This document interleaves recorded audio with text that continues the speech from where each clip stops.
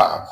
Why do we need to have this understanding? Number one, you do not appreciate what you do not understand. Whatever you don't understand in life cannot be appreciated. And what you did not appreciate will not work for you. There is a tendency that you must abuse or you will abuse what you do not understand. Understanding is key. I heard the writer of Proverbs saying that in all thy gettings, get understanding. Understanding is the key. Whatever you do not understand, you will abuse it. And what you will abuse will not work for you. That's life. Listen, understanding helps us to even understand God. If you can't understand God and He's working, it will be very difficult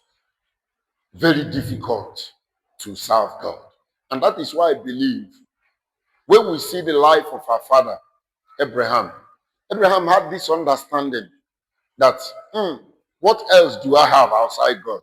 And that was when God required him, follow me. After 75 years, Abraham followed God. And finally, listen, understanding will help to make this commemoration count for you. What do I mean, beloved?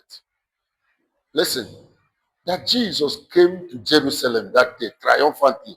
He was walking majestically, victoriously into the town. There were things he did in the town. There were things that his arrival brought. There were some deliverances. There were some victories. There were some healings. There were things his entry brought into the city.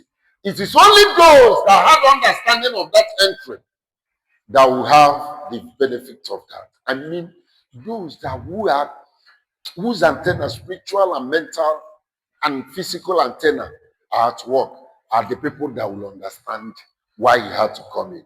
Do you know what? Let me say this before we conclude.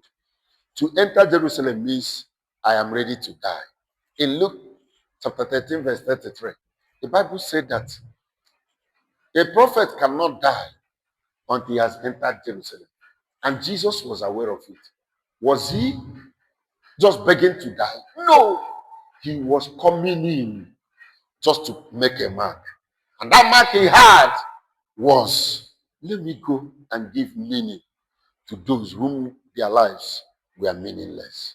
And why we are commemorating this morning is that as those people were shouting, Hosanna in the highest, as they were dancing, as they were celebrating, God was moving in his mighty ways, doing something in their lives.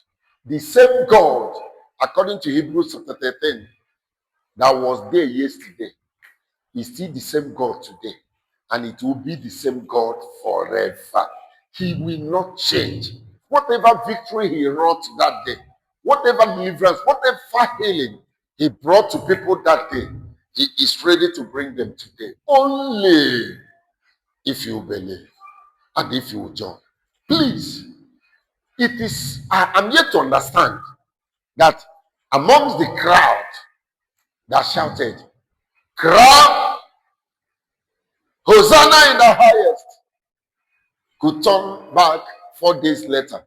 Even if they did not join in the crucifying, what did they do? What are we doing today? What is our mind? What is our heart?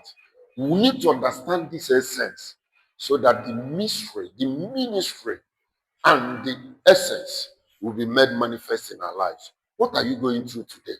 What has delayed in your life? What has delayed in your family? What are you going through today? I want to attach you this morning that we have a God that never fails, and we have a God that has the interest of his people at heart. Let me say something finally as we begin to pray. When Jesus entered Jerusalem, the first assignment was to liberate 2 courts that have been tied somewhere. These are courts that ought to be used, but they were tied. You know what it means that something was tied? The thing was chained there. As long as it was chained there, it's of no use. It cannot fulfill its destiny. It cannot maximize its potential.